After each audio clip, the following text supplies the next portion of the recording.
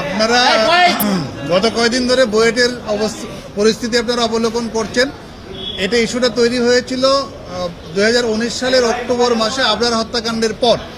সম্ভবত 7 তারিখে হত্যাকাণ্ড হয়েছিল। এটা অক্টোবর 10, 2019 সালে বুয়েট কর্তৃপক্ষ একটা নোটিশ জারি করে, জরুরি নোটিশ নামে 2 লাইনের একটা নোটিশ। সেখানে বলা আছে যে উদ্ভূত পরিস্থিতির কারণে ছাত্র সংগঠন এবং সংগঠনের কার্যক্রম নিষিদ্ধ করা হলো।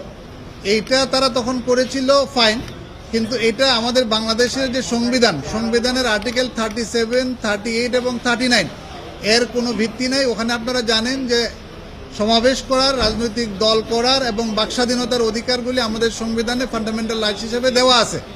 সেই সাথে বুয়েটের যে অর্ডিন্যান্স আছে 1961-এর, সেই অর্ডিন্যান্সেও একটা ক্ষমতা দেওয়া আছে বিশ্ববিদ্যালয়কে এবং বিশ্ববিদ্যালয়ের ভাইস চ্যান্সেলরকে।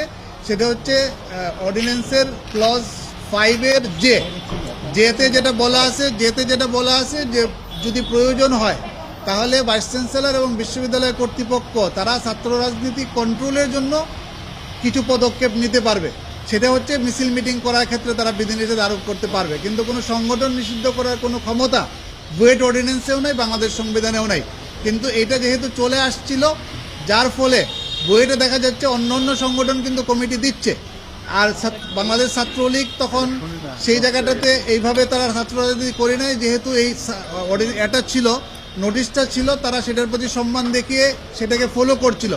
কিন্তু যখন বাংলাদেশ ছাত্রলীগ এই স্বাধীনতার দিবসে তারা ওখানে বঙ্গবন্ধুর প্রতিকৃতিতে ফুল দিতে গিয়েছিল, তখন তারা বাধা সৃষ্টি করে বুয়েট কর্তৃপক্ষ। সেই বাধা সৃষ্টির পরে যখন এই নোটিশটা তাদের গোচরীভূত হলো, আমাকে দেখানো হলো, আমি দেখে বললাম যে এটা সম্পূর্ণভাবে মৌলিক অধিকার পরিপন্থী, এটা বিশ্ববিদ্যালয় অর্ডিন্যান্সের পরিপন্থী, এটা রিট করব আমরা। রিট করলে এই অর্ডার কখনো সাস্টেনেবল হতে পারে না। আমরা গতকালকে রিট রেডি করেছি, আজকে ফাইল করে হিয়ারিং করেছি। মাননীয় আদালত এটার উপরে রুল দিয়েছেন এবং সেই সার্কুলারটাকে, ইমার্জেন্সি সার্কুলারটাকে স্টে করে দিয়েছেন, যার ফলে বুয়েটে এখন থেকে ছাত্র রাজনীতি করার আর কোনো বাধা থাকলো না।